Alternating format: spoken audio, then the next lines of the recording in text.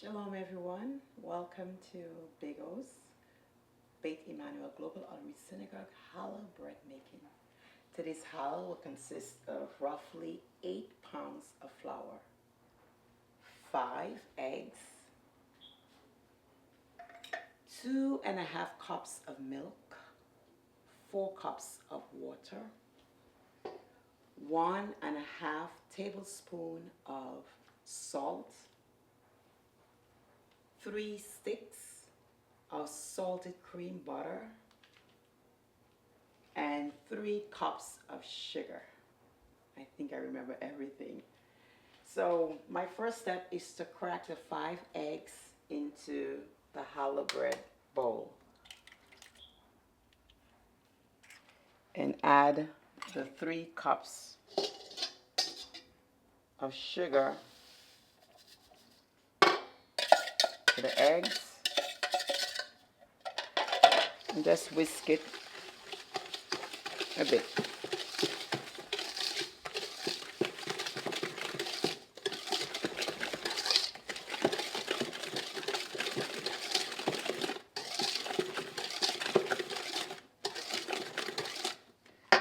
Then I add the milk, which was the mixture of the 4 cups of water and 2.5 cups of milk, with the melted butter, which was warmed up to melt the butter.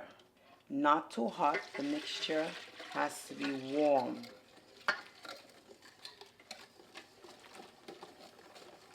If it's too hot, it's going to prevent the yeast from rising properly.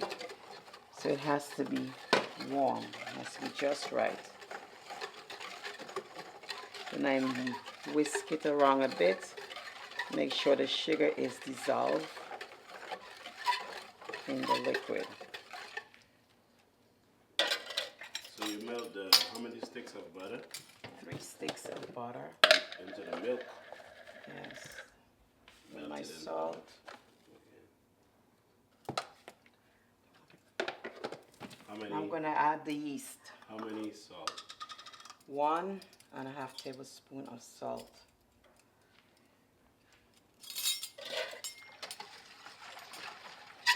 So you're going to just test to make sure the temperature is just warm enough.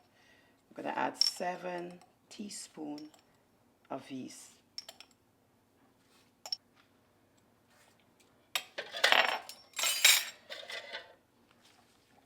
Then I whisk it slightly around.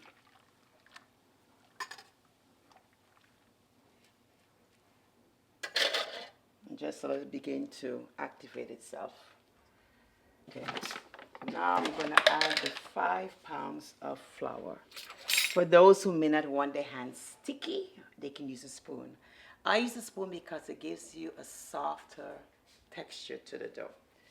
So I'm going to add 5 pounds of flour gradually to the milk, water, salt, yeast, sugar, everything combined, egg mixture.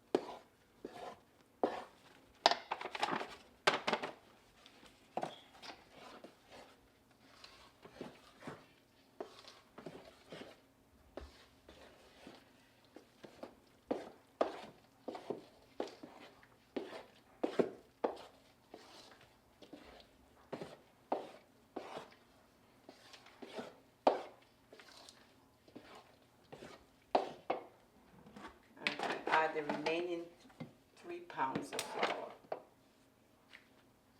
As you can see, the dough is quite wet and sticky.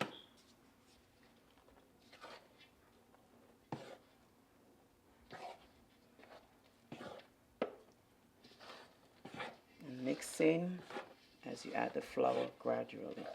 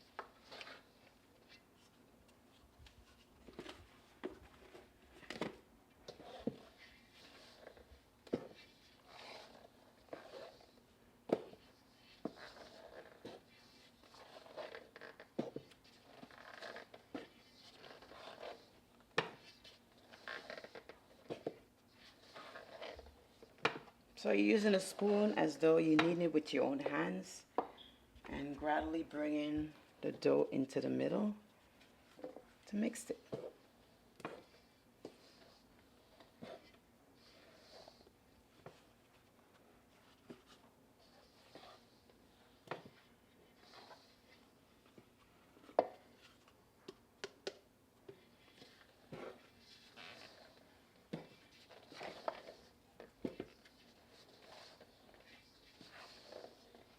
Can you use a mixer to do this? Apparently you sure can, right? Probably you can, but I have never done it. I have to always use a spoon, then my hands. Some may use a bread maker, the mixer, all of the above.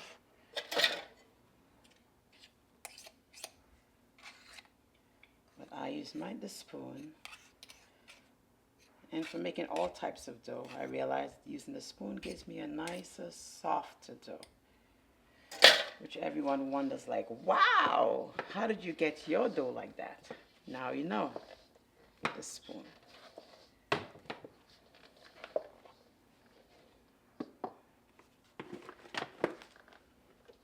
See, the dough is still sticky, so I have to add more flour to get it in.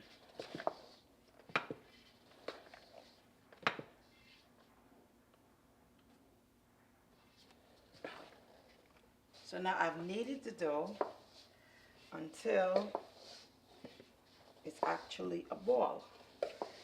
And then I'm going to transition from the spoon now to using my hands.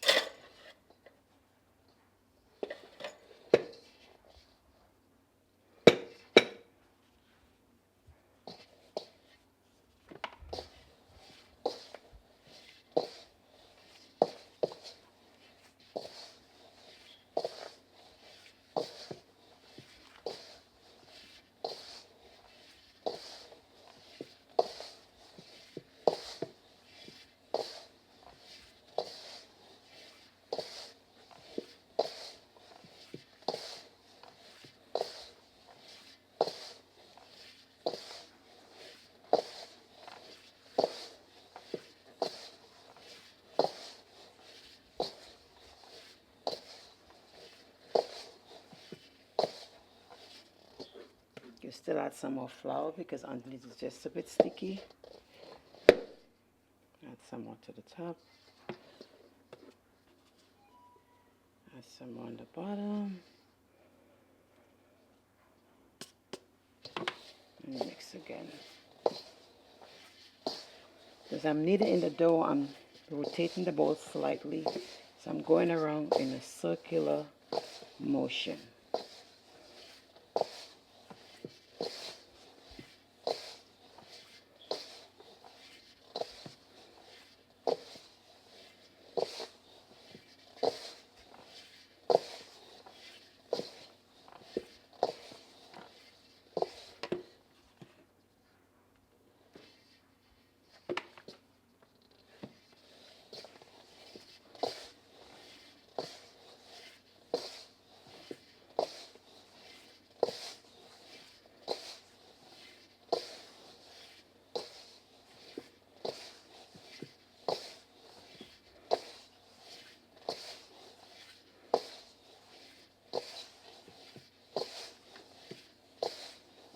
Basically, you're trying to get it smooth enough so you can handle it without it sticking to your fingers, right?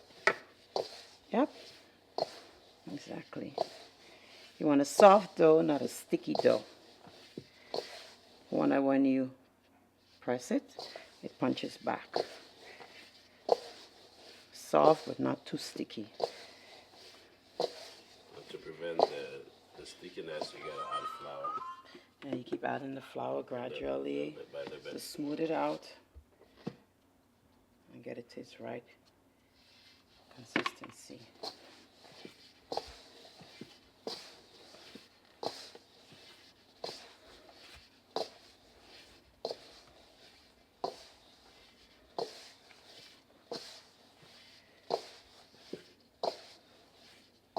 So this amount of dough can serve for a whole congregation.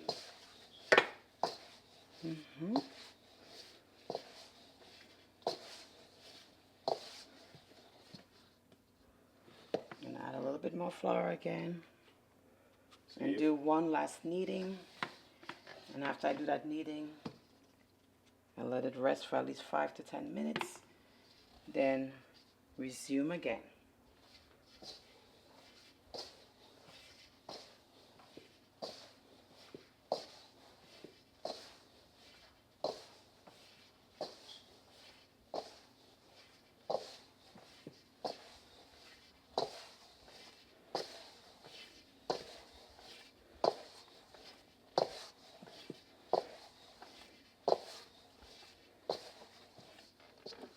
It's getting smoother. It's coming in there.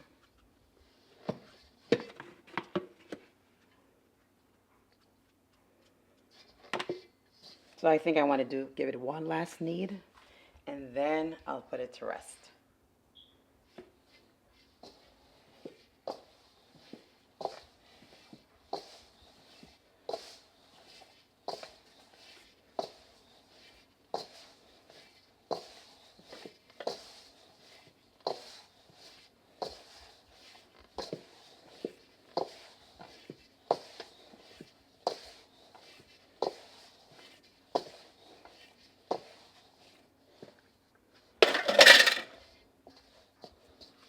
Okay. I'm going to just add at least a cupful of the oil. Spread it all over it.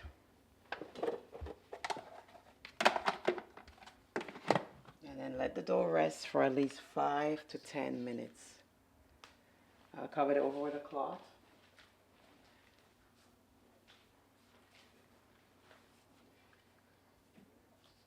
For at least 5 to 10 minutes, you let it rest. And the dough, after it's rest, it comes up nice and fluffy. You give one more knead again, and then we do the blessing. You separate the challah from the dough, and then you put the bread in for it to rise. Okay, so I have allowed the challah to rest for approximately 10 minutes. But you could do it from the frame of time range from 5 to 10 minutes. So I'm gonna give it one more knead, and you can see it's really nice, really soft, really fluffy. Now extremely smooth. Look at the texture. And I'm gonna separate, one second.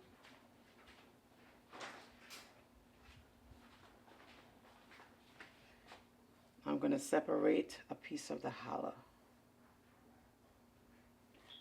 Baruch atah Adonai Eloheinu melech haolam asher kiddushanu b'mitzvotav v'tzuvanu le'afrish challah min ha'isa. Blessed are you, Lord God, King of the universe, who has sanctified us with your holy commandments and has commanded us to separate challah from the dough. Hare so challah. This is challah. Amen. So the custom. Can you say the blessing one more time? For those Baruch atah Adonai Eloheinu melech haolam asher kiddushanu b'mitzvotav v'tzuvanu le'hafrish challah min ha'isa. Blessed are you, Lord God, King of the universe, who has sanctified us with your holy commandments and has commanded us to separate challah from the dough. Hare so challah. This is challah. It's roughly around the size of a ping pong ball, or a little bit larger, egg size. And then you separate that from the dough. The custom, or traditionally, as Jews, they would either burn that piece or sometimes they would bury it, because this is the piece, the challah, that was designated for the priest.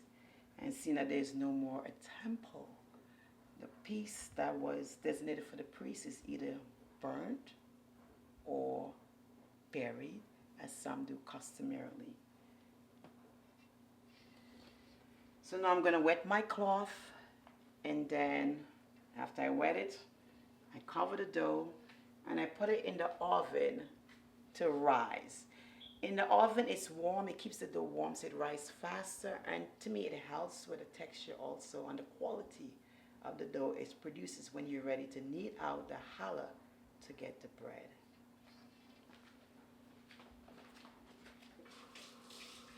Stop it on.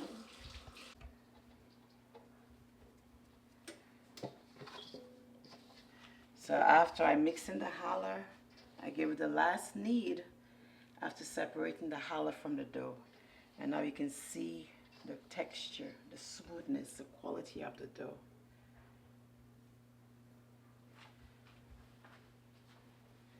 And after that is done, right now I'm dampening my cloth.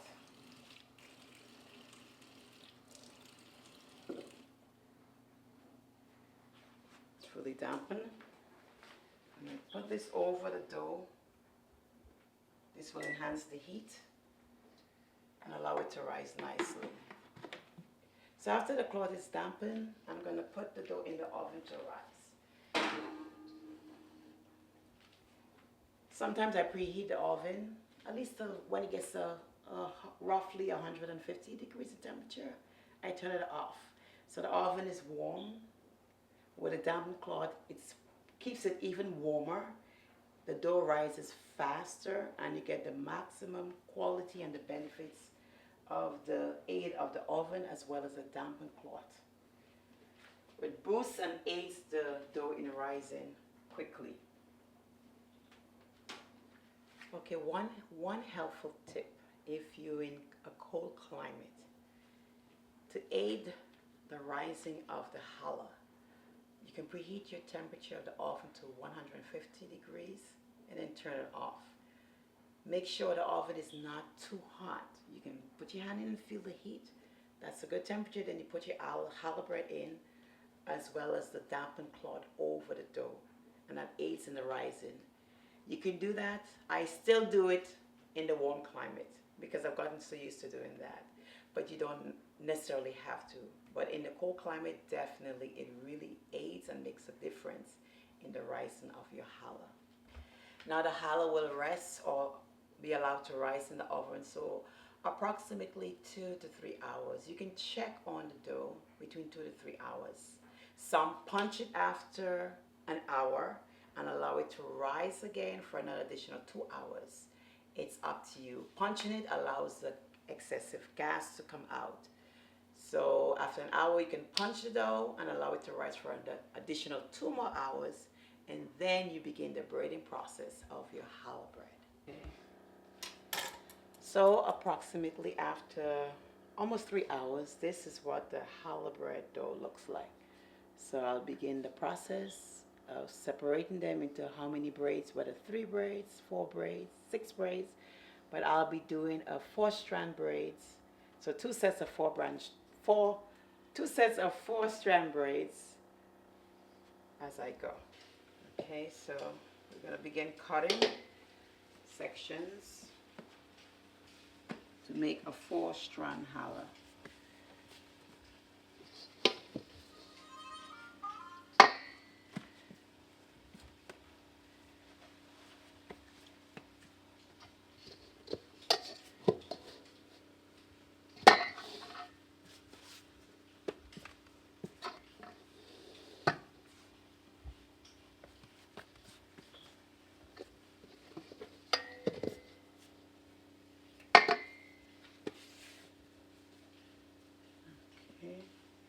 As you cut the dough, you want to just form it into a ball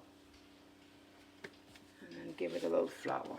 So you have 1, 2, 3, 4. We're going to make a 4-strand braid. Just get rid of some excess dough from my hand.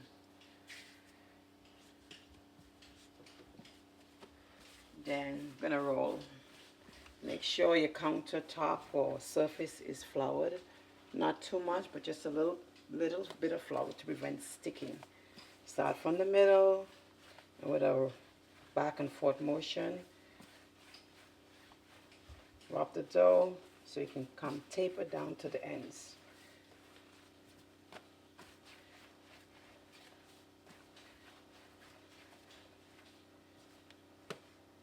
Okay, that's one. Set it aside. This is the second strand for the braid. Middle, going towards your end. If you have a belly, rub a little bit more to the middle, going towards your end. A little bit more flour.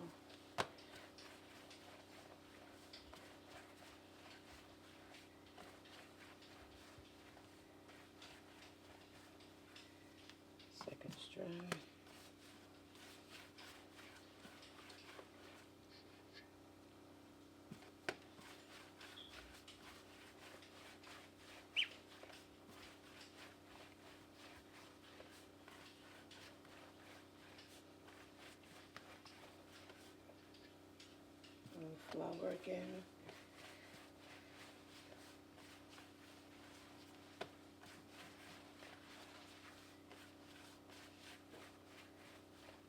Okay.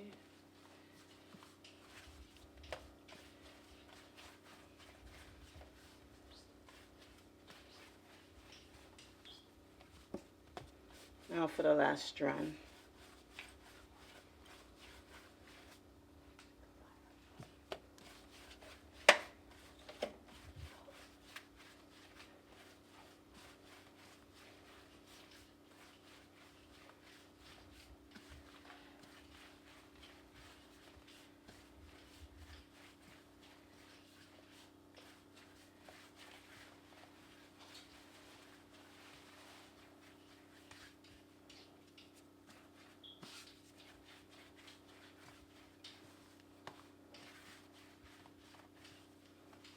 Have one braid, two,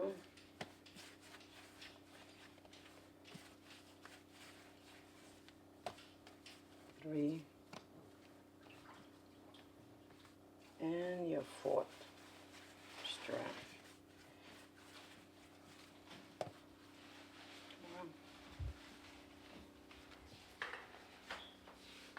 Starting from the beginning, you merge the strands together. Beginning from the right, right over left, right over left. Then you cross the middle. Right over left, right over left, cross the middle. Right over left, right over left, cross the middle. Right over left strand, cross the middle. Keep braiding, keeping the braid nice, not too tight, but not loose either. There is no holes between the braid, but just a nice even braiding. Right over left, cross the middle. Winding down to the end.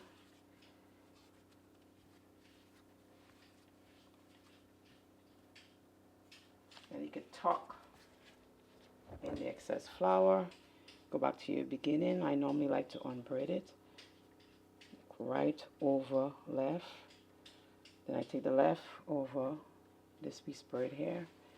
Right hand, go under, crossing left. Cross that. The left braid goes over this right. This goes over there and tuck it in. And there you have your 4-strand braid challah.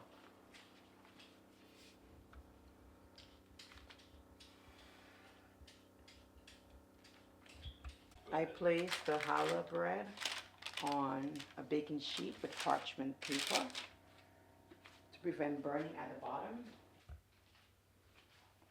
So after the bread is braided, we have 2 4-strand loaves. You're going to cover it and let it sit for at least 30 minutes before baking at 300 degrees for 1 hour. And making certain to put the bread in the middle of the oven so it doesn't get too much color too fast at the top, neither at the bottom. So you have a perfect, well-colored bread.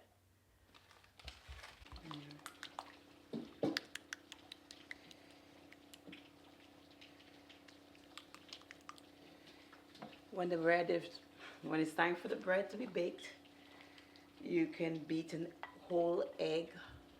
If you want a lighter color, use the egg white. If you want a dark color, beat the egg yolk. Or if you want a medium color, use the entire egg, the white and the yellow, and baste the bread.